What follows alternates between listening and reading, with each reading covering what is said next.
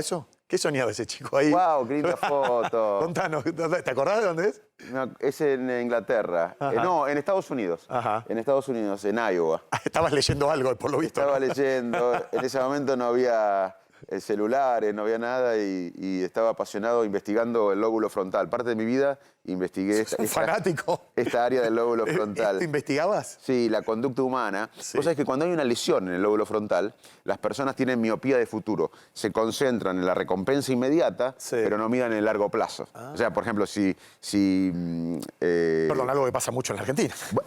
la Argentina, y nosotros llamamos al síndrome frontal miopía de futuro, porque se concentran en el presente y no pueden ver el futuro. Claro. Y en la Argentina somos miopes para ver el futuro. Nos concentramos permanentemente en el presente y no podemos planificar nada. Tenés que operar a 46 millones de argentinos. Yo creo que tiene que haber un cambio de mentalidad. Sin un cambio de Claro. mentalidad, por eso el liderazgo. Sí. Muy importante el liderazgo. Porque, ¿qué es el liderazgo? Es tener un propósito vital e ir para adelante para cumplir ese propósito vital sin que importe los costos, quemando las naves. Y tampoco las metas, porque las metas muchas veces se cumplen, como decía Machado.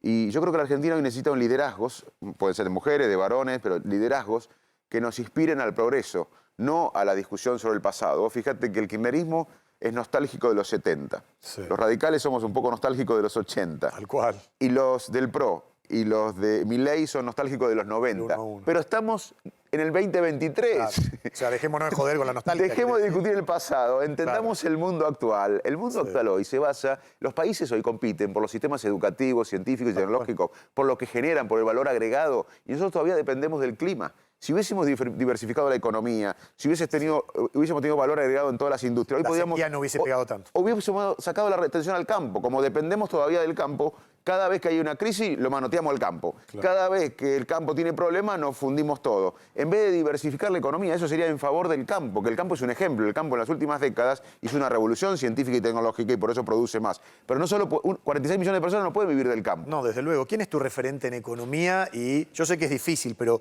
2, 3 medidas que tomarías de entrada. Sí, muy bien.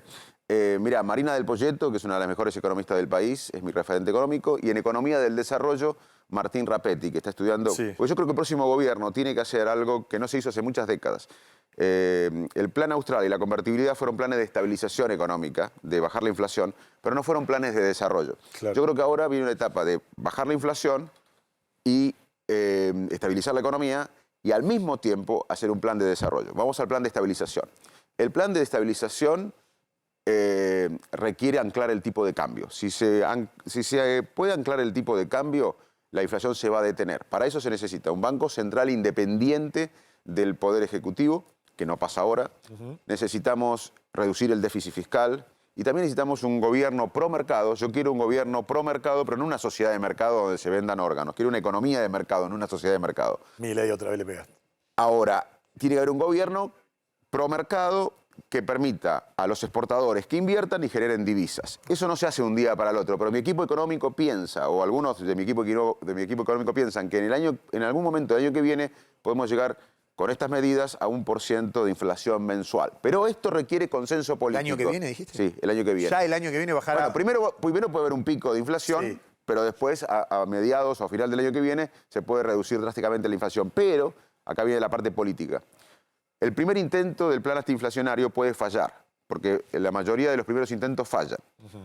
Y hay que tener consenso político. Por eso no puede ganar un extremo en la Argentina. No, Tiene que ganar una mayoría de centro popular. Acuerdismo, dialoguismo. Y dialogar, la fraternidad, la intolerancia nos va a llevar a otro fracaso. Los países que salieron adelante salieron con acuerdos. Son acuerdos. Moncloa, y ahí podemos nombrar 1000. Y bueno, pero- en la última crisis, en el 2001, ¿por qué salimos? Nos guste o no, porque hubo un acuerdo de Alfonsín. Los dos partidos en ese momento todavía vigentes, más que ahora, eran el peronismo y el radicalismo. Y Alfonsín acordó con Duhalde y se salió de esa crisis. Ahora no está ni Alfonsín ni Duhalde y tenemos que dialogar. A los gritos e insultándonos vamos a ir cada vez peor. O sea que ese plan de estabilización requiere un músculo político, porque incluso, como dije, el primer intento puede fracasar. Y bueno, y además hay que hacer un plan de desarrollo. ¿Qué es el plan de desarrollo? Bueno, Argentina, a pesar de la política, en los próximos años puede crecer. ¿Por qué? Porque el mundo necesita energía, el mundo necesita alimentos, Sí. el mundo necesita Vaca muerta, el litio, el campo. el cobre, minería. cobre, Bueno, tal cual. es más, en 8 años podríamos exportar el doble que ahora. 90.000 millones de dólares exportamos ahora aproximadamente, podemos exportar 180.000 millones de dólares. En 8 años, nada. Sí. El doble de ricos, con la misma población. Y podemos bajar la pobreza a la mitad. Pero ojo, ahí puede estar la trampa, Guillermo. ¿Por qué? Esto más o menos lo discutimos todos. Que la próxima década, en términos de materias primas, puede ser de beneficio para Argentina. Sí, porque el mundo necesita lo que hace Argentina. ¿Estamos de acuerdo? Sí. Pero esto ya pasó.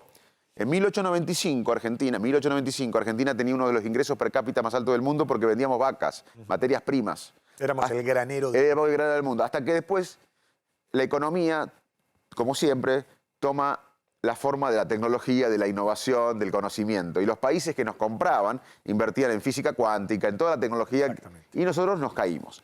En el 2003, el primer gobierno de Kirchner tuvo las commodities altas, muy altas, casi un plan Marshall, como que el recuperó Europa, de ingresos. Y se despilfarró. No invertimos en educación, en ciencia, en tecnología. Era el momento para hacer el canuto, como dice Melconian, y para desarrollar todo esto. Eso, porque ahí, en ese momento de bonanza, vos tenés que hacer un fondo anticíclico, como hacen otros países, Noruega o Chile, y además invertir en el capital humano, en la nutrición infantil, en la salud, en la educación.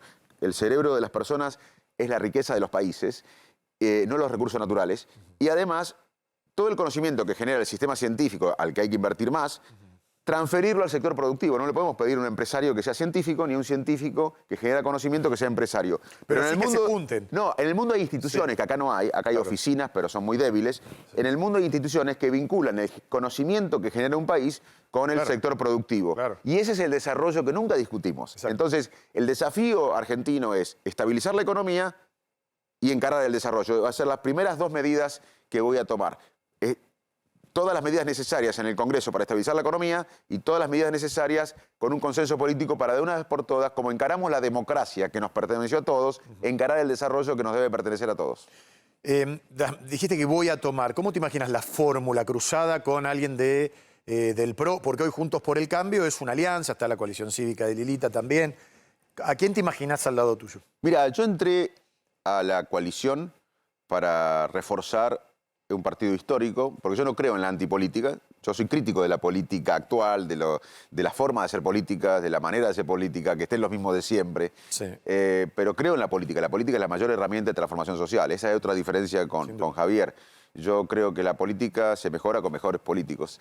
Y entré a la política, a un partido histórico, al radicalismo, que se renovó, porque incorporó gente nueva, más 3 gobernadores, más 400 intendentes, más concejales, más diputados, más senadores, que le habla a los jóvenes, que tiene el voto popular nuevamente. Nosotros sacamos mucho voto popular y de jóvenes en la provincia de Buenos Aires en el 21, y sacó en el 21 la mitad de los votos de la coalición que ganó. El último triunfo electoral de la coalición opositora hace 2 años, la mitad de los votos fueron de liderazgos radicales. Sí. Y yo quiero que haya una lista radical para competir con el PRO, y estoy en esa lucha. Ajá.